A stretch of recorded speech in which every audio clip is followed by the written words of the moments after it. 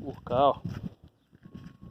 Quando a chuva faz essas grotas aqui, falaram que aqui tem muito vestígio, né, de ouro.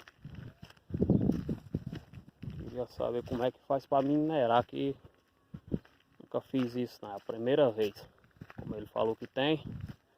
Comprar um detector aí de metal aí para nós sair à procura do tesouro. Cavar, né? Cavar. Moedas antigas aqui também tem muito. Aqui tem uma casa abandonada aqui perto aqui. Sério que aqui também tem várias moedas. Então vou estar procurando por isso aí, por ouro, né? Algumas pedras bonitas também já encontrei por aqui. Não sei se tem algum valor. Depois vou mostrar algum vídeo aí delas aí pra vocês aí.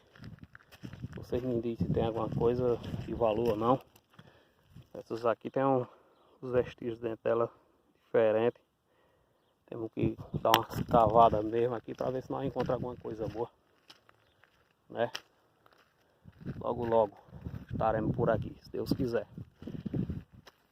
Quando eu comprar o detector de metal, estarei aí fazendo um vídeo, fazendo umas gravações boas aí. Comprar uma câmera nova, porque gravar de celular não é muito bom não, que não sai perfeitamente não. É isso. Então, tenham uma boa tarde, fiquem todos com Deus aí. Logo logo estamos aparecendo aí com mais gravação. Ok? Aqui é novinho esse seu vídeo, gravações, falando aqui do meu Pernambuco. Tchau e obrigado.